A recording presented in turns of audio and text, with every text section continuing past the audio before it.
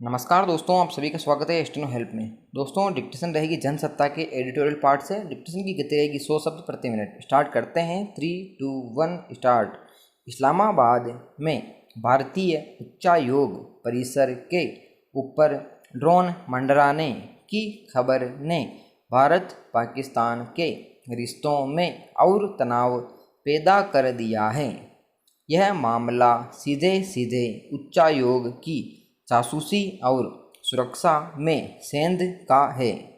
इससे पता चलता है कि भारत को आतंकित करने के लिए पाकिस्तान अब किस तरह के हथकंडे आजमा रहा है। जम्मू के वायु सेना अड्डे पर ड्रोन से बम गिरने के कुछ घंटे पहले ही 26 जून को भारतीय उच्चायोग परिसर पर ड्रोन उड़ता देखा गया था। उस समय उच्चायोग में भारत की आज़ादी के 75 साल पूरे होने का आयोजन चल रहा था। इसमें कई देशों के राजनयिक भी मौजूद थे। इससे ऐसी अटकलें लगाना स्वाभाविक ही है कि ड्रोन के जरिए उच्चायोग के भीतर की जासूसी करवाई जा रही होगी। घटना के तुरंत बाद उच्चायोग के सुरक्षा अधिकारियों ने पाकिस्तानी सुरक्षा अधिकारियों से संपर्क किया। इस घटना पर पाकिस्तानी सुरक्षा अधिकारियों को तत्काल जो कदम उठाने चाहिए थे वैसा कुछ नहीं हुआ। पाकिस्तानी सुरक्षा अधिकारियों का ऐसा रवैया यह बताने के लिए काफ़ी है कि आखिर इस तरह की घटना के पीछे किसका हाथ रहा होगा।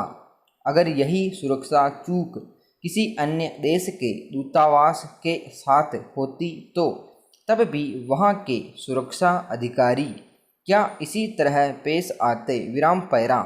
भारतीय उच्चायोग परिसर पर ड्रोन उड़ने की घटना को भारत ने पाकिस्तान के समक्ष उठाया और गहन जांच कराने को कहा, लेकिन पाकिस्तान ऐसी किसी घटना के होने से साफ इनकार कर रहा है। उसने उच्चायोग परिसर की सुरक्षा में खामी की बात भी नहीं मानी। उल्टे यह कह दिया कि भारत ने अब तक ऐसा कोई साक्ष्य ही नहीं दिया है जिसके आधार पर मामले की जांच करवाई जाए। उसने इस मामले को 23 जून को लाहौर में हुए बम धमाके की घटना से जोड़ डाला।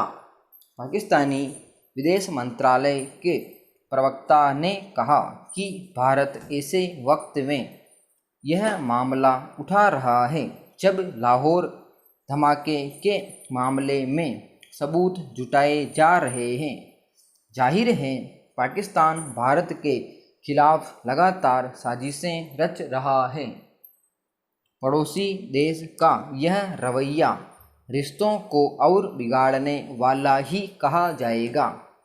यह घटना इसलिए भी है कि इसके कुछ घंटे बाद ही जम्मू के वायु सेना अड्डे को निशाना बनाया गया था। लिहाजा यह माना जा सकता है कि भारतीय ठिकानों को निशाना बनाने की जानकारी पाकिस्तानी सत्ता प्रतिष्ठान को रही होगी। विराम पैरा। ड्रोन कांड पर पाकिस्तान की ओर से जितने भी बयान आए हैं उनमें वह खुद ही उलझता जा रहा है। इस्लामाबाद में जहां भारतीय उच्चायोग का दफ्तर है वह सबसे बड़ी कड़ी सुरक्षा वाला इलाका है। उच्चायोग के पास ही पाकिस्तानी विदेश मंत्रालय, सुप्रीम कोर्ट, दूसरे देशों के दूतावास और सत्ता प्रतिष्ठान के दूसरे महत्वपूर्ण दफ्तर भी हैं। यहाँ खास तौर से भारतीय उच्चायोग में आने वाले हर शख्स की गहन जांच होगी। ऐसे में कोई ड्रोन भारतीय उच्चायोग के ऊपर मंडराने लगे तो यह हैरानी की बात है, क्योंकि पाकिस्तानी सुरक्षा एजेंसियों की मर्जी के बगैर ड्रोन तो क्या परिंदा भी पर नहीं मार सकता। भारतीय उच्चायोग की जासूसी या कर्मचारियों को प्रताड़ित करने और डराने धमकाने की घटनाएं पहले भी होती रही हैं। पाकिस्तान को यह समझना चाहिए कि राजनयिक स्तर पर होने वाली इस तरह की घटनाएं संबंधित देश पर किसी हमले से कम नहीं होती। विराम पैरा। उत्तराखंड में जिस तरह भारतीय जनता पार्टी ने पिछले करीब 4 महीनों में 2 मुख्यमंत्री बदल दिए और अब वहां तीसरे मुख्यमंत्री को कमान सौंपी है, उसे लेकर स्वाभाविक ही सवाल उठ रहे हैं। सवाल तो तब भी उठ रहे थे जब विधानसभा चुनाव के कुछ महीने रह जाने के बावजूद उसने त्रिवेंद्र सिंह रावत को हटा कर तीरथ सिंह रावत को मुख्यमंत्री बनाया था।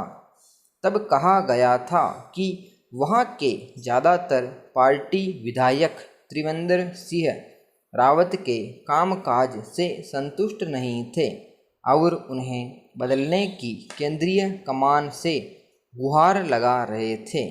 तब तीरथ सिंह रावत को केंद्र से लाकर वहां बिठा दिया गया था। तीरथ सिंह लोकसभा सदस्य हैं और उन्हें वहां मुख्यमंत्री बने रहने के लिए विधानसभा चुनाव जीतना जरूरी था। यह बात पार्टी शुरू से जानती थी, मगर उन्हें चुनाव नहीं लड़ाया। इसकी असली वजह तो यह वही जानती है, पर कयास यह लगाए जा रहे हैं कि तीरथ सिंह का वहां खाली किसी सीट से चुनाव जीतना संदेहास्पद था। फिर यह भी कयास है कि न तो वहां के विधायक और न केंद्रीय कमान उनके कामकाज से संतुष्ट थे। अपना पद संभालते ही जिस तरह के विवादास्पद बयान उन्होंने दिए थे, उससे पार्टी को काफ़ी किरकिरी झेलनी पड़ी थी। फिर इस दौरान उन्होंने ऐसा कोई काम नहीं किया जिससे पार्टी की स्थिति वहां मजबूत होती। विराम पैरा। मगर तर्क दिया जा रहा है और जैसा कि तीरथ सिंह रावत ने भी बयान दिया कि संवैधानिक संकट टालने की गरज से पार्टी ने यह फैसला किया है, मगर जिस तरह उन्हें 3 दिन तक दिल्ली में केंद्रीय नेताओं के साथ बैठक करनी पड़ी, वह केवल उनके चुनाव लड़ने या न लड़ने को लेकर हुआ मंथन नहीं माना जा सकता। हालांकि अब उनकी जगह पुष्कर सिंह धामी को लाया गया है। हालांकि तीरथ सिंह के जाने के कयासों के बीच वहां के कई कद्दावर नेता ख्वाब पाले हुए थे कि उनमें से किसी को यह जिम्मेदारी मिल सकती है, मगर पार्टी ने एक ऐसे व्यक्ति को मुख्यमंत्री बनाया जिसने शायद खुद भी न सोचा होगा कि उसे कमान सौंपी जा सकती है। इसके पीछे भाजपा का क्या गणित है, यह वही बेहतर जानती है। उत्तराखंड में विधानसभा के चुनाव को कुछ महीने रह गए हैं। उसमें पुष्कर सिंह किस तरह पार्टी की स्थिति मजबूत कर पाएंगे या वहां के लोग उन पर कितना भरोसा जता पाएंगे, देखने की बात है। विराम समाप्त। दोस्तों, ये थी डिक्टेशन 100 WPM 9 मिनट 12 सेकंड की डिक्टेशन। काफ़ी शानदार वर्ड इसमें आए हैं। एडिटोरियल पार्ट है। आप सभी लोग लिखिए, कम से कम गलतियां करते हुए ट्रांसक्राइब करें। मिलते हैं नेक्स्ट वीडियो में। जय हिंद।